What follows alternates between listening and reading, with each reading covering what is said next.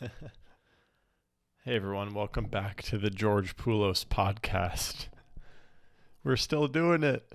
Look at us go.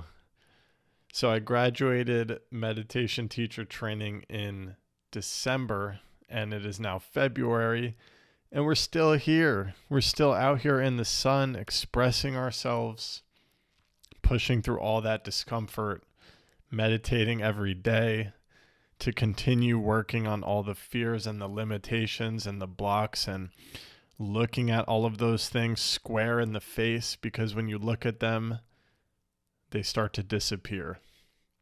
And you start to free yourself to do things such as show up on your weekly podcast and express all the weird stuff you think about. Ha! So thank you for being here. I hope you're having a nice day. I've got myself a little cup of tea. I'm doing a little bit of a different setup. Usually I sort of do this whole thing where I set up my camera on a tripod. I sit down on the couch or sit down in half lotus or something like that. Now I'm actually just sitting at my desk. I'm facing my computer, which is cool because I sort of have some notes. These are pretty free flowing, but sometimes I just have a few notes and guidelines to look at while I'm recording. And yeah, it's just all right here in front of me. I'm like in my element here. And the phone is set up very casually on the tripod. I'm a little bit sick today. Maybe you can hear some congestion in my voice, but I'm happy to be here regardless. Okay, so Nature Sun 333 left a comment on the previous episode on YouTube saying this content just keeps hitting me harder and it's awesome. I'm curious to see if you'll do a guided meditation on the channel or something similar. Has been awesome to see this progression, dude. So thank you, Nature's Sun 333. I appreciate the comment. So I picked out this comment because I don't have a plan to do guided meditations on this channel, but I'm doing live meditation classes every Tuesday night on Patreon. Tuesday night at 8 p.m. Eastern Standard Time. That's going to be scheduled every week until the end of March, and then they may continue indefinitely. I just wanted to set myself an end date at the end of March so I can sort of evaluate how it went and think about what I want to do going forward. But patreon.com/George Poulos if you want to hop on the meditation classes. And I'm also I'm storming with so many ideas about how I can build out this Patreon community. So if you just want to join the community in general, you can also do so on Patreon. But since you asked, I thought, why not do a little bit of a meditation to kick off this episode? So I have no plan here at all, but let's meditate. So whatever it is that you're doing, even if you're walking right now, it's okay. You can keep walking. Even if you're doing some task, well, you might want to consider pausing the task. Walking is fine, but if you're engaged in a task that really takes your full attention, if you want to fully participate in this meditation, you might just want to pause. If you're at home, maybe you could take a meditation posture, sitting on a chair, lying down even, or a traditional meditation posture where you cross the legs and have your hips higher than your knees. So settle into a posture you can get comfortable in. The goal with meditation posture is to park the body. So we want to shift from having an experience of body to an experience of mind. So we really want to relax the body. So you can close your eyes if you haven't already, and really sink into the posture you've chosen.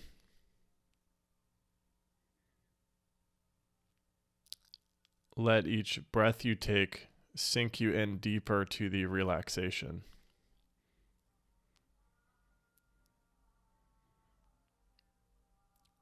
Typically, you want to think about keeping a straight spine because although we are relaxing intensely when we meditate, we also want to be alert enough to focus on our object of meditation. So spine nice and tall, but at the same time, releasing any holding or tension in the hands, letting the shoulder blades drop. If you're gripping in the hips or the legs or the feet, you can let all that go. And you might even scan your attention up to your face and release any holding there. Just let it droop.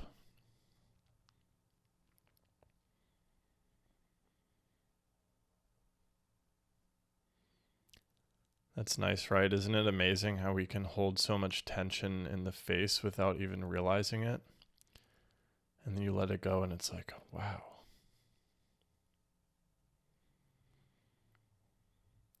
So really just letting the body be here now. We're just going to move our focus to the breath for a few minutes. We won't go too long. But just notice the sensation of breathing wherever you notice it. Maybe the abdomen getting bigger as you breathe in and deflating as you breathe out.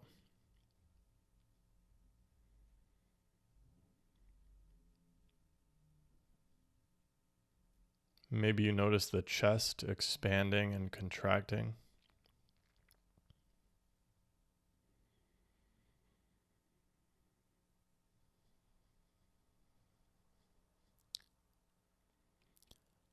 Typically, where I like to focus on the breath when I'm doing a focus meditation like this is right at the tip of the nose.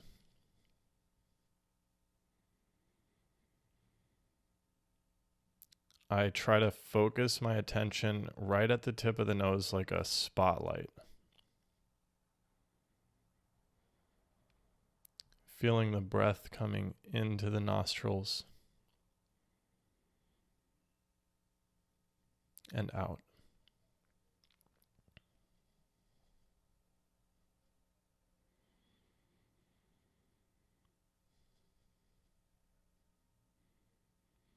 You don't need to make any special effort to breathe. You can just allow your body to do its thing. You're just paying attention to it.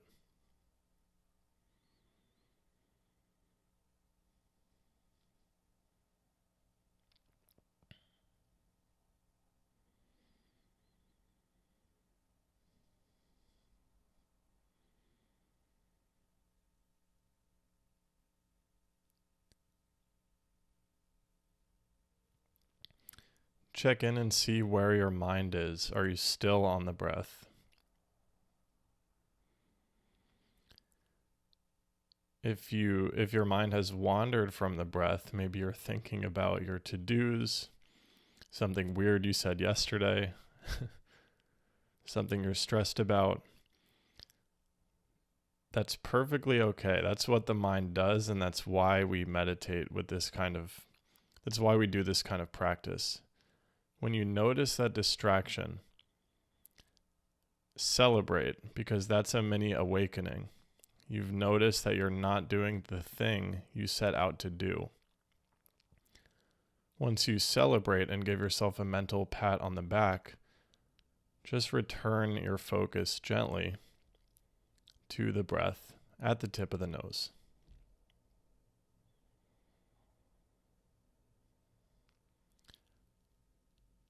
I'll give you a minute to see how deep your focus can get on the breath. If you're really on it, try to uncover more and more detail in the breath. There's such beauty there if you look for it. If you're really agitated and distracted, just keep coming to the breath. Keep coming back to the breath each time you notice.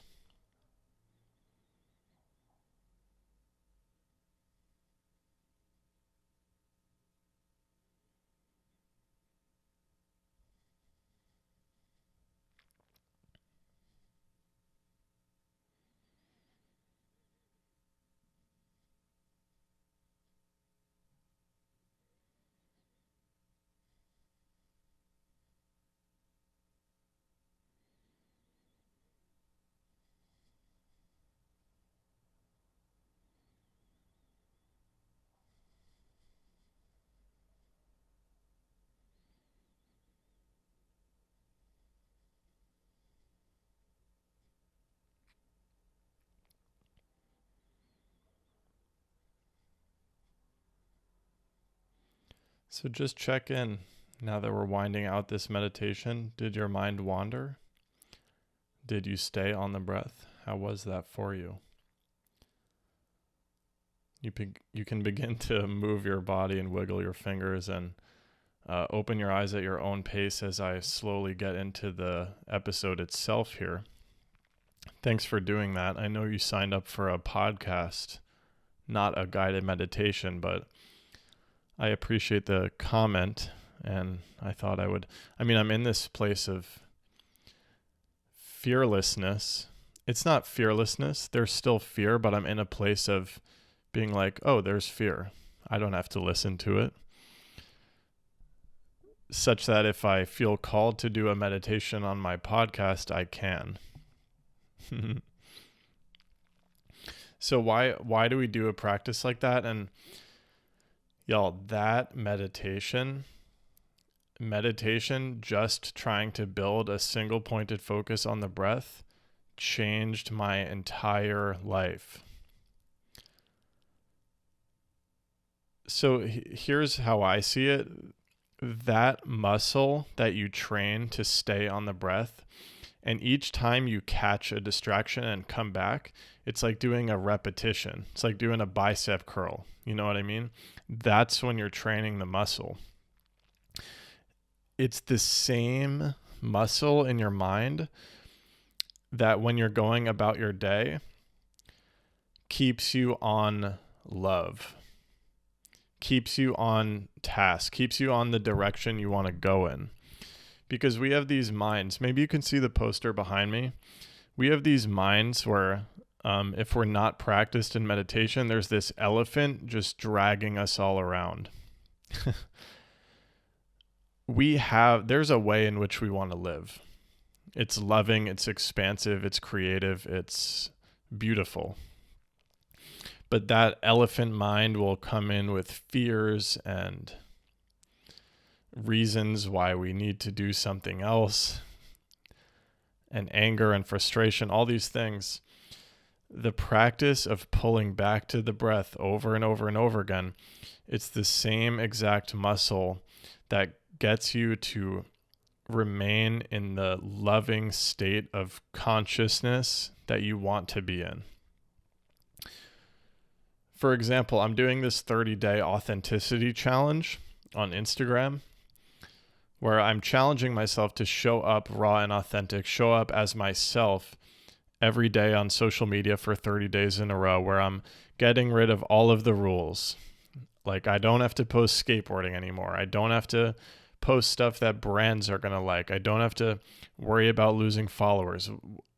What I have to do is consult with my heart, figure out what it is that I want to express that day. And I have to honor that no matter what the fears are.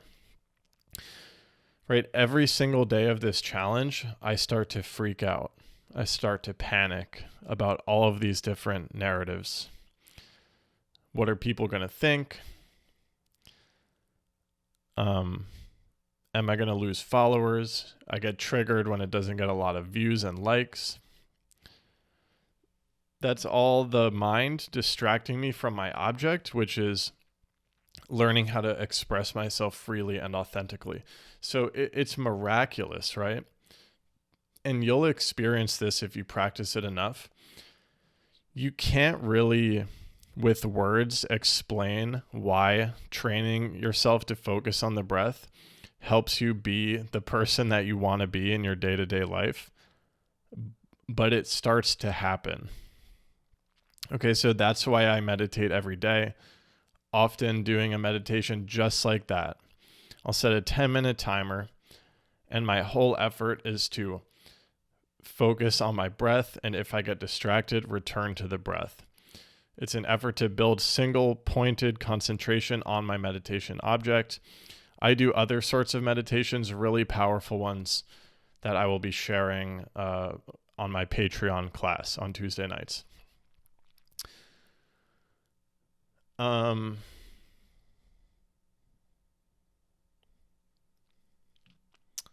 Yeah, I wanted to reflect a little bit about the authenticity challenge. So I just explained it already. I'm going to explain it again.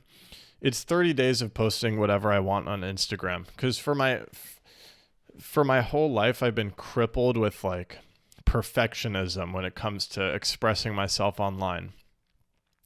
And the being a skate YouTuber and influencer as my career really made that habit deeply ingrained. I would like put a lot of pressure on each and every post. They had to hit certain metrics. My income was tied to it. For a long time, like my heart moved on and wanted to express something different, but I forced myself to stay in my niche, posting a particular kind of content. It created all this dissonance, all this pain, all this confusion because I thought that I had achieved my dreams by becoming this full-time influencer. So I had this really deeply ingrained habit that just like, it's still lingering, right? So I challenged myself to do this on social media because I'm done. I'm just so done with it. I just can't anymore. And I've learned through experience that it's not enough to just be done with it. Once you get sick and tired of the bullshit, then you actually have to practice it consistently. So that's why I like doing little challenges. I'm halfway through this challenge. Yesterday was day 16. And oh my God, it's like, first of all, it's getting easier. Also, the more I post, every day I post, I'm realizing just how much, like the window of what's possible for me to create and express, the doorway of what's possible for me to express and post and share, it's just like ripping wide open, and it's becoming this big, vast universe of like, wow, I can say and express and create anything. And I'm, through this challenge, I'm touching this freedom. Right? So it's like, it's actually introducing a new problem, which is that I'm getting more and more evidence that I don't have to listen to my fears, and that beautiful things happen for myself and for others when I push through those fears and show up regardless of them. There's actually so much potential and possibility opening up that it's like the new challenge is, okay, what do I actually do with all this? Because it's tremendous. Now I'm like, oh my God, I can do anything. I can do absolutely anything. So then the new challenge, which I'm going to use meditation to solve, is choosing something to focus on, right? There's a feeling of being overwhelmed by the amount of things I can create, which is much, much better than the feeling of hiding in a dark cave. You know what I mean? Like now I'm out in the sun and it's like, whoa, I can go over there to the grass and over there to the trees and over there to look at the sunset and over there to jump in the ocean, and freedom. You know what I mean? It's freedom when you push through fears enough. And yeah, it's like miraculous how that simple practice of meditation has helped me get here. And I've reflected this, but the Buddhist wisdom has helped a lot as well. Like honing in on one of the fears that pops up is like, people are going to think I'm weird or crazy, right? So, and the emptiness of self crushes this fear. It crushes this fear, because whatever I say and express, however I show up on this internet realm or in real life when I walk into a cafe or walk into a party,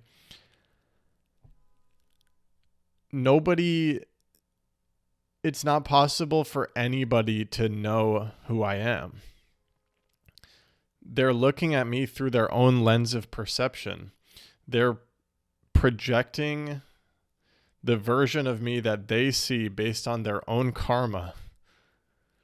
It's never going to match up with who I think I am. It's never going to match up. There's infinite the amount of viewers or listeners there are of this podcast, that's how many George Poulos podcasts there are. Each person has a different experience based on their own karma, meaning their own past experiences, their own filter through which they project their world. That's the emptiness of self, and it's freeing because it makes people pleasing to an audience. It makes perfectionism completely illogical. It destroys the logical framework of people pleasing. Why would you do it if it's empty anyway? Even if you think you create the absolute perfect expression, the perfect podcast episode, the perfect art, that's still empty of a nature. Everyone is still going to experience it completely differently. So that's why that wisdom, that Buddhist wisdom piece of it has like allowed me to freaking let it loose, you know what I mean? And I know I'm going to lose the object. Just like it's inevitable to lose the breath when you meditate, this thing that I'm touching right now, I'm going to lose it again. And that's all right. It's okay because once I catch it, I'm going to come back again for the rest of my damn life. You know what I mean? I'm committed to that journey. If you're committed to that journey, tune in, because we can support each other going through this. All right, that's it for this episode. I love how this one flowed. That was cool. And reminder that you can join my Patreon community.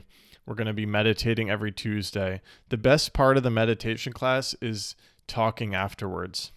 If you're anything like me, I used to go to meditation classes and I would never say anything.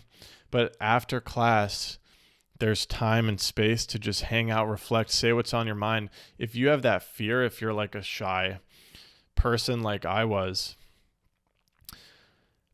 that's exactly, just like I'm talking about pushing through all these fears with showing up authentically on social media, it's the same thing. If you want to be a more expressive person in an in-person context, you have to push through the fear and say something when there's space to reflect and to speak, especially when you feel like I've had so many times where I was in a meditation class or a yoga class, and after the meditation or the yoga session, the teacher asks if anybody wants to share their experience or has any questions. The amount of time I had a question or a reflection that wanted to come out of me, but I suppressed it out of fear and habit so many times.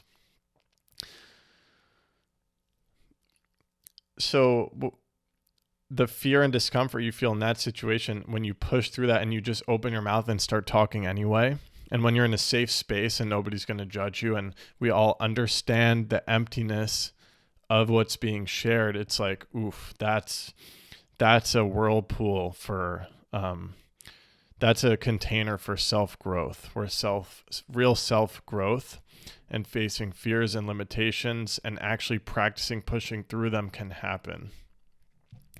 So that's all. That space is also always offered at the end of class.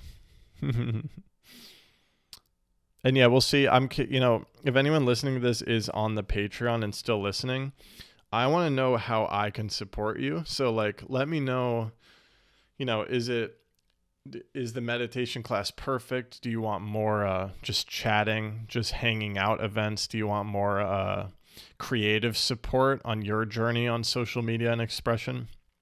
Please always keep those, always keep that feedback coming. Last thing I'll say is, when we entered meditation teacher training, we were told to set two intentions. One was the thing we want to get rid of that's holding us back. Two is the thing we're really good at or that we love about ourselves that we want to amplify. The thing I wanted to get rid of was my walls, the walls I put up between myself and others. And I was thinking about all sorts of different contexts. the thing that I loved about myself that I wanted to amplify was my expression, my loving expression, my truth. And I'm thinking about this when I walk into a cafe, when I walk into a party, in my relationship with my partner, in my expression on social media. And I worked like those walls felt like they were impossible to come down. But what I want to leave you guys with is that no matter how ingrained those limitations feel, it is possible. I worked with these walls for 12 weeks straight, meditating every day, trying to get rid of them, visualizing myself as someone who didn't have them, and stepping into the practice, right? That's a lot of what this episode has been about. Stepping into the practice of being that person who doesn't have those limitations, even though you're feeling those limitations and fears and they're really loud. You step through it anyway because you're connecting to something in your meditation. That continual process works. It works. And like, this is all an example of that, you know? Again, I'm going to lose it. You're going to watch me lose it, I promise. But you're also going to watch me get back up again. All right, love you. Have a beautiful, beautiful day, beautiful week. I also started a newsletter. I'll leave that in the description. Much love. I'll see you soon. Bye-bye.